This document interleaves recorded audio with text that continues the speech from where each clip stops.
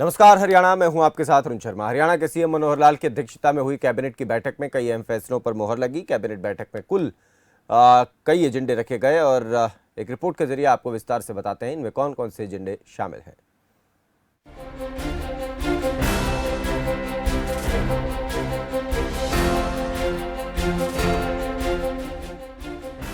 Haryana cabinet की सोमवार को सीएम मनोहर लाल की अध्यक्षता में हुई बैठक में कई अहम प्रस्तावों पर चर्चा हुई और मंजूरी दी गई। कैबिनेट की बैठक के बाद मुख्यमंत्री मनोहर लाल ने बताया कि कुल 31 एजेंडे रखे गए थे। इनमें सबसे पहले सीएम ने सीसीएल यानी चाइल्ड केयर लीव में किए गए बदलाव की जानकारी दी। एक एजेंडा जिसके अंदर महिलाओं को सीसीएल की एक जो सुविधा दी जाती है, 2 साल की सीसीएल उनको मिलती है।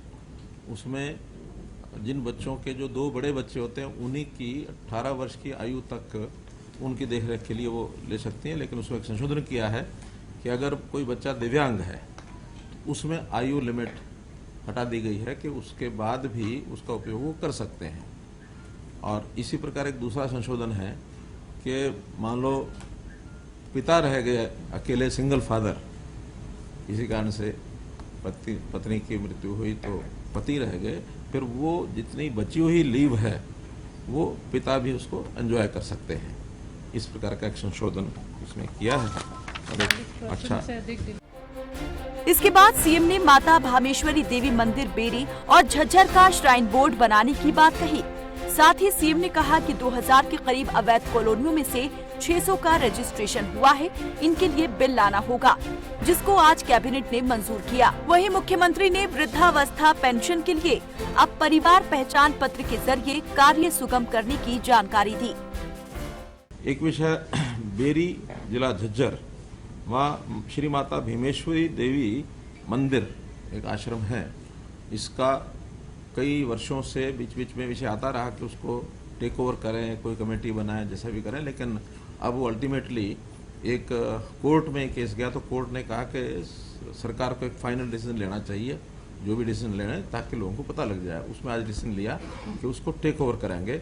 जैसे श्राइन बोर्ड बाकी कुछ और स्थानों के बने हैं, शीतला माता मंदिर गुरुग्राम है, मनसा देवी पंचकुला है, इसी प्रकार से श्री माता भीमेश्वरी देवी मंदिर का एक श्राइन बोर्ड बनेगा और उसको टेक ओवर करने का निर्णय ये भी कर लिया गया है। अनऑथराइज्ड कॉलोनीज, चाहे वो नगर पालिका के अंदर हैं, चाहे नगर पालिका की सीमा के बाहर हैं, इनको ऑथराइज करने के लिए अर्बन लोकल बॉडीज ने नगर पालिका क्षेत्र का तो एक्ट पिछले विधानसभा सत्र में बना दिया था। लेकिन बहुत सी कॉलोनीज ऐसी हैं जो नगर पालिका क्षेत्र से बाहर है, नगर निगम क्षेत्र से बाहर बनी है। ये भी लगभग 2000 कॉलोनीज हैं। लेकिन अभी उसमें से 600 के आसपास रजिस्ट्रेशन लोगों ने कर दिया है।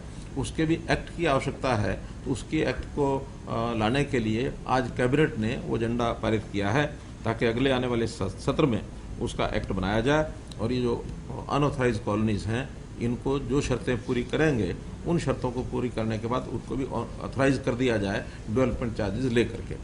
तो ये एजेंडा भी आज कैबिनेट में पारित कर दिया। वृद्धावस्था पेंशन, जैसा 60 साल के बाद वृद्धावस्था सम्मान भत्ता जो मिलता है, उसका प्रोसीजर वो हमने बहुत सरल कर दिया है। उसको आज कैबिनेट ने पारित किया है कि अब किसी को अप्लाई करने की आवश्यकता नहीं रहेगी, बल्कि परिवार पहचान पत्र के अंतर्गत जिसकी 60 साल आयु हो गई है और उसकी आय भी जो है वो विद इन लिमिट्स है, जो लिमिट 2 लाख की बनाई हुई है वो है, और उसका जो डाटा है वो सब परिवार पहचान पत्र की ओर से, क्रिड की ओर से और सोशल जस्टिस डिपार्टमेंट को दिया जाएगा।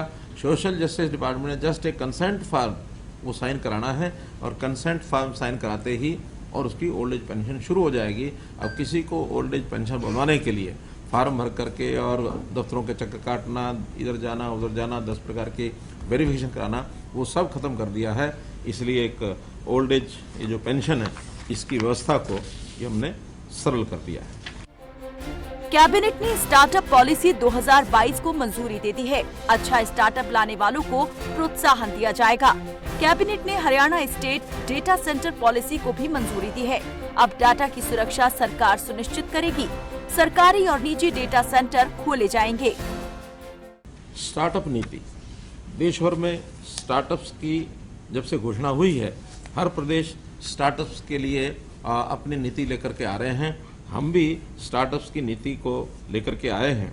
अभी इससे पहले जो स्टार्टअप्स को प्रोत्साहन और सहायता दी गई है, उसमें भी हरियाणा पीछे नहीं है। दुनिया भर में स्टार्टअप्स का जो एक विषय शुरू हुआ है, देश, भारतवर्ष, वर्ल्ड वाइड अगर हिसाब लगाएं तो हम 3rd प्लेस पर हैं एज नंबर ऑफ स्टार्टअप्स पर कंसर्न, और उसमें भी हरियाणा बड़े अग्रणी स्थान पर है। कुल 60,000 स्टार्टअप्स में से 5,000 स्टार्टअप्स केवल हरियाणा के हैं।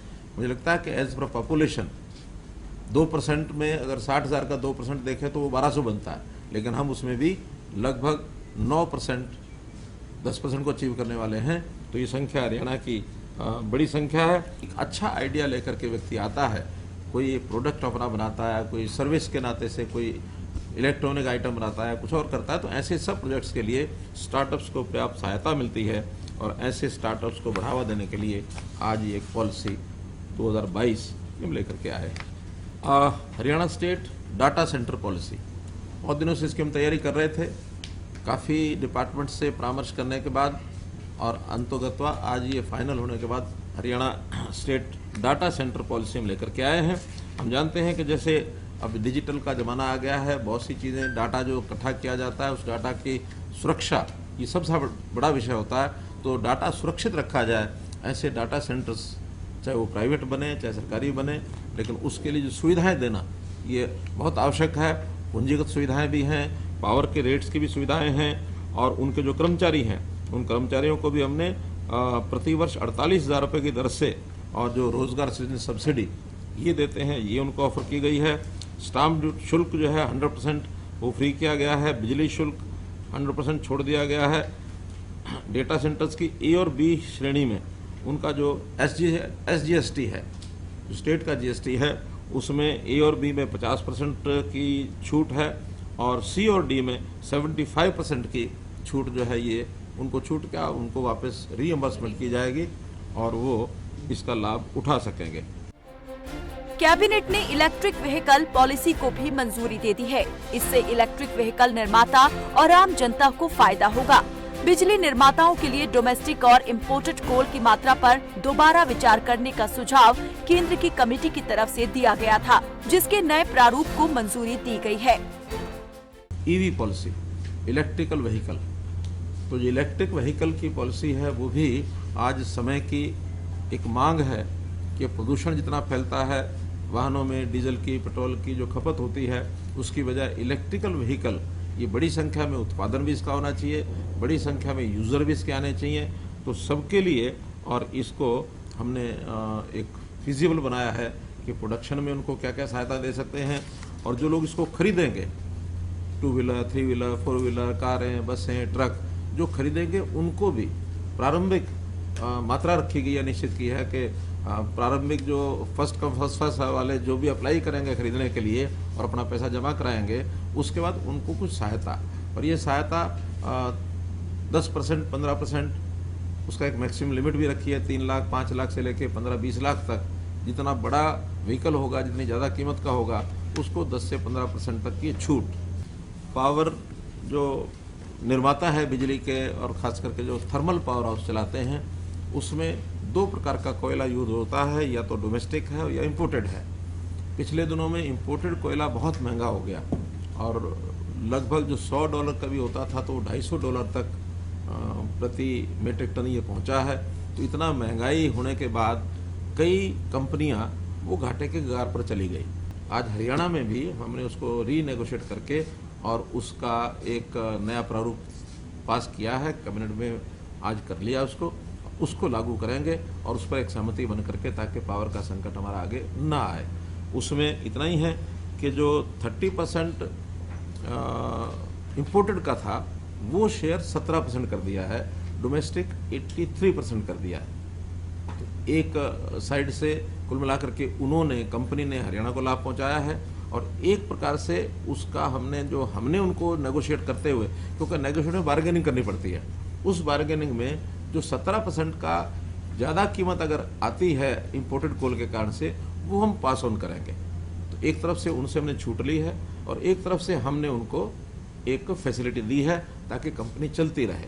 अब वो जो 70-30 का जो नेगोशिएशन था यानी एग्रीमेंट था वो 83-17 ये हो गया है।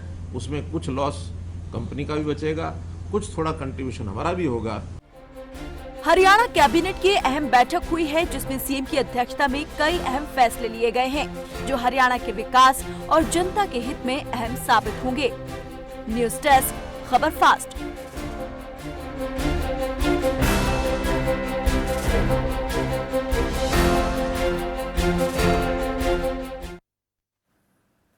यहाँ रुक रहे एक छोटे से ब्रेक के लिए, लौटेंगे कुछ और खबरों के साथ।